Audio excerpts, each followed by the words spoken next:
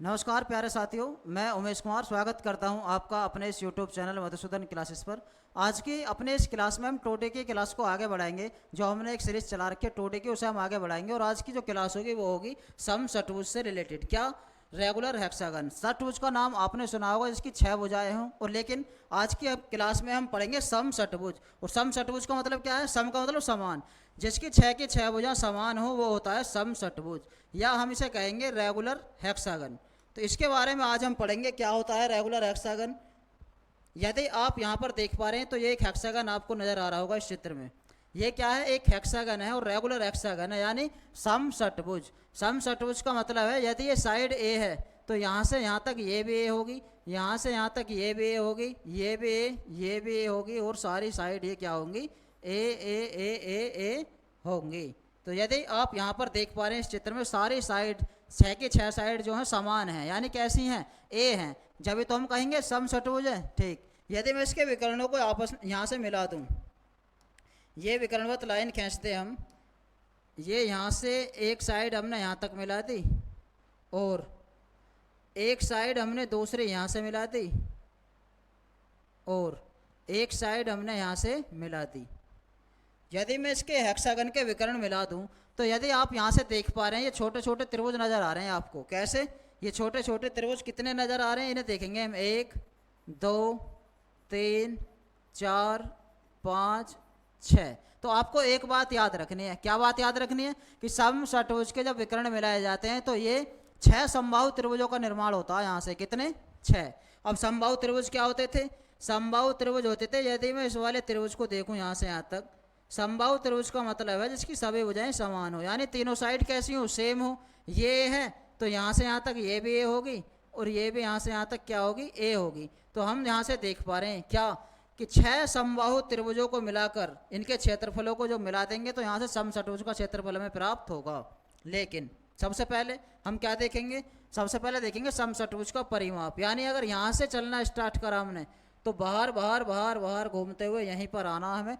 तो मैं क्या कहूँगा? 6 बार ए लिखूँगा और ऐड कर दूँगा 4 5 6। तो यहाँ से हम कहेंगे कि सम षटभुज का जो परिमाप है वो 6a है। क्या है? 6a।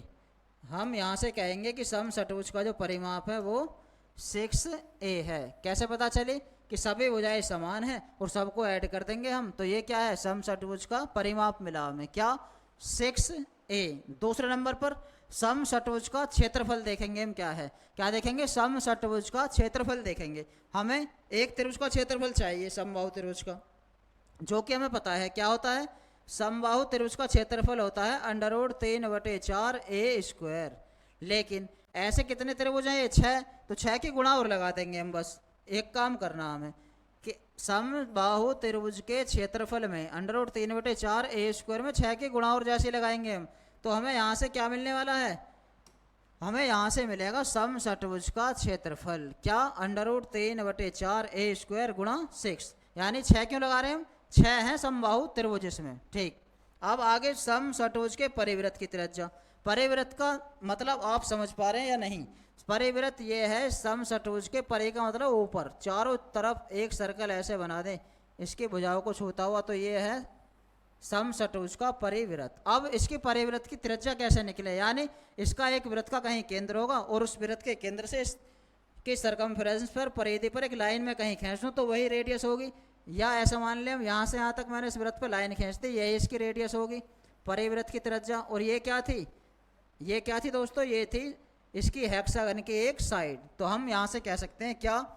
कि सम षटभुज के परिवृत्त की जो त्रिज्या होगी सम षटभुज की साइड होगी। क्या होगी? सम षटभुज की ही एक भुजा होगी। सम षटभुज की भुजा होगी, यानी सम षटभुज की भुजा क्या है? ए। तो हम यहाँ से कह देंगे क्या?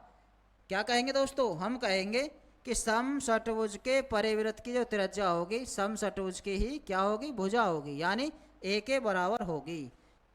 अब सम षटभुज के अंतःवृत्त की त्रिज्या। अंतःवृत्त क्या होता है? यदि मैं इसके अंदर एक वृत्त ड्रॉ कर दूं, कैसे? ये सारी साइडों को छूता हुआ एक वृत्त बना दूं यदि मैं यहाँ से, ये है सम षटभुज के अंतःवृत्त। इसकी त्रिज्या कैसे निकलेगी दोस्तों? सम षटभुज के अंतःवृत्त की त्रिज्या कैसे निकलेगी, यानी जब अंदर वृत्त बन रहा हो तो मैं इसी केंद्र से एक लाइन खींच दूं कहीं पर। यदि मैं यहाँ पर एक लाइन खींच दूं इस पर परिधि पर, तो यही इसके अंतःवृत्त की त्रिज्या है। और यदि आप देख पा रहे हैं यहाँ से, ये था एक मेरे पास समबाहु त्रिभुज, या मैं यहाँ पर लाइन खींच दूं, ये एक समबाहु त्रिभुज था मेरे पास, तो ये समबाहु त्रिभुज की हाइट है दोस्तों। क्या है? हाइट। तो आपको याद रखना समषटभुज के अंतःवृत्त की त्रिज्या जो है वो समबाहु त्रिभुज की हाइट के बराबर है, समबाहु त्रिभुज की ऊंचाई के बराबर होती है। क्या होती है? समबाहु त्रिभुज की ऊंचाई के बराबर। और समबाहु त्रिभुज की जो ऊंचाई होती है वो होती है √3/2 इंटू ए क्या है? समषटभुज की साइड है। क्या है? ए जो है समषटभुज की साइड है।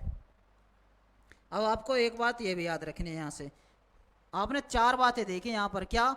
कि समषटभुज का परिमाप जो होता है वो 6 से होता है, समषटभुज का क्षेत्रफल जो होता है हम पहले √3/4 लिखेंगे, यानी समबाहु त्रिभुज का क्षेत्रफल, उसमें 6 की गुणा लगा देंगे। 6 की गुणा क्यों लगा रहे हैं दोस्तों? क्योंकि 6 समबाहु त्रिभुजों का निर्माण यहाँ से हुआ था। और समषटभुज के परिवृत्त की त्रिज्या जो है समषटभुज की ही एक क्या है? भुजा है, ये भी याद रखना। और समषटभुज के अंतःवृत्त की त्रिज्या जो है वो समबाहु त्रिभुज की हाइट है। क्या होती है समबाहु त्रिभुज की हाइट? √3/2 इंटू ए। ये बातें आपको याद रखनी है। अब हम शुरुआत करते हैं अपनी एक क्वेश्चन के साथ। क्या है? कैसे समषटभुज की भुजा, यानी समषटभुज की साइड दे रखी है इसने हमें, कितनी दे रखी है? भुजा दे रखी है समषटभुज की, ए का मान दिया हुआ 12 सेंटीमीटर। क्या भुजा? हमसे समषटभुज का क्षेत्रफल बताना हमें। समषटभुज का क्षेत्रफल कैसे निकालेंगे? यहाँ से हमें पता है क्या कि एक समबाहु त्रिभुज का क्षेत्रफल निकालो और 6 की गुणा लगा तो समषटभुज का क्षेत्रफल आ जाएगा, यानी √3/4 करेंगे और 6 की गुणा लगा देंगे तो √3/4 ये कितना? 12। तो 12 गुणा 12 गुणा 6, यहाँ से काटेंगे 4 से कितनी बार? 3 बार। अब इसकी गुणा लगा देंगे, 6 × 18 दूनी 36, 3 18 का 18 और 3 21, 216 इस क्वेश्चन का करेक्ट आंसर होगा। तो यहाँ से हम कह सकते हैं समषटभुज का क्षेत्रफल होगा वो 216 सेंटीमीटर स्क्वायर होगा। ठीक दोस्तों, एक नेक्स्ट क्वेश्चन हो रहा है आपके सामने। समषटभुज का अब की बार क्षेत्रफल दिया हुआ है। समषटभुज का क्षेत्रफल क्या होता है दोस्तों? समषटभुज का क्षेत्रफल ये होता है क्या? दिया हुआ है इसने हमें 54√3, लेकिन इसका क्षेत्रफल होता क्या है? क्षेत्रफल होता है √3/4 की 6 में गुणा लगा देंगे तो यही क्षेत्रफल होगा। ये दिया हुआ 54√3। अब इसे थोड़ा सा सोल्व करेंगे हम यहाँ से। कैसे? √3 से √3 खत्म, 6 से कट गया कितनी बार? 9 बार। और a² बराबर 9 गुणा 4 आ जाएगा यहाँ से, यानी 9 चौक 36, और 36 को कहेंगे हम प्यार से 6 का स्क्वायर।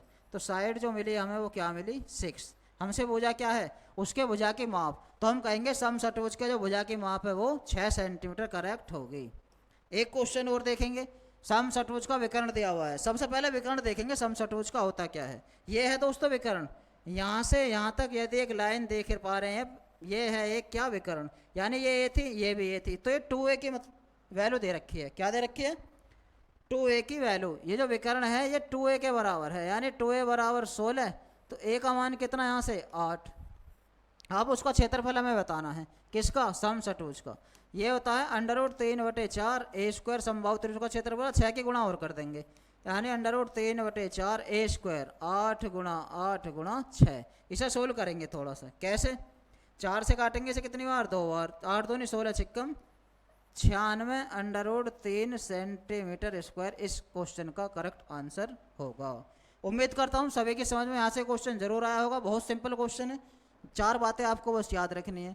7 सेंटीमीटर भुजा के समषटभुज के परिवृत्त, अभी देखा था हमने क्या कि समषटभुज की जो साइड थी, समषटभुज की भुजा किसके बराबर थी? वो थी r के बराबर, यानी परिवृत्त की त्रिज्या के बराबर। अब साइड दी हुई है इसने हमें 7, तो यही रेडियस के बराबर होगी। अभी पढ़ा था हमने पीछे, हमें क्या होता ना परिवृत्त का क्षेत्रफल, हमें पता है वृत्त का क्षेत्रफल होता πr²। पाई का मान 22/7, r कितनी? 7 गुणा 7। अब 7 से 7 खत्म, तो 7 दूनी 14, 7 दूनी 14 और 1 15, तो 154 सेंटीमीटर स्क्वायर इसका आंसर करेक्ट होगा। आपने ये एक हमने पिछले क्लास में आपको बताया भी था क्या कि ये रेडियस यदि 7 है तो परिधि उसकी होगी 44 और क्षेत्रफल उसका होगा कितना 154। तो आप डायरेक्ट में टिक कर सकते थे कि 7 सेंटीमीटर रेडियस दे रखी है तो 154 हम डायरेक्ट आंसर लगा सकते थे, जो हमने अपनी पिछली क्लास में आपको समझाया था। चलते हैं नेक्स्ट क्वेश्चन की तरफ। 14 सेंटीमीटर भुजा के समचतुर्भुज के अंतःवृत्त का क्षेत्रफल, एक साइड दी हुई है उसकी समचतुर्भुज की कितनी 14 सेंटीमीटर। अंतःवृत्त का क्षेत्रफल बताना, तो सबसे पहले हम रेडियस निकालेंगे। अंतःवृत्त की त्रिज्या क्या निकालेंगे, अंतःवृत्त की त्रिज्या ये क्या होती है, अंतःवृत्त की त्रिज्या निकलती है क्या कि समबाहु त्रिभुज की ऊंचाई के बराबर होती है। समबाहु त्रिभुज की ऊंचाई के बराबर अंतःवृत्त की त्रिज्या दोस्तों होती है यहाँ से। अब कैसे निकालेंगे, समबाहु त्रिभुज की ऊंचाई पता हमें √3/2 इंटू ए होता है। तो √3/2 इंटू ए कितना 14, 2 से कितनी बार 7 बार। तो यहाँ से हमें रेडियस पता चली कितनी 7√3।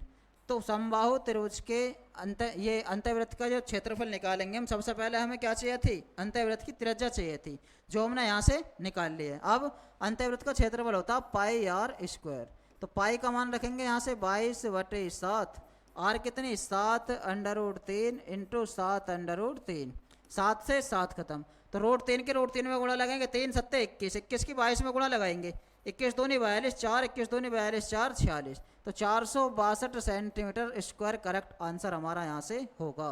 उम्मीद करता हूँ सभी की यहाँ से क्लास जरूर समझ में आई होगी। तो कैसे लगी दोस्तों आज की हमारी क्लास, कमेंट के माध्यम से बताएं, और हमारे इस क्लास को ज़्यादा से ज़्यादा लाइक करें, शेयर करें, और हमारे इस मधुसूदन क्लासेस के यूट्यूब चैनल को ज़्यादा से ज़्यादा सब्सक्राइब करें। मिलते हैं कल अपने एक नई क्लास के साथ, तब तक के लिए धन्यवाद।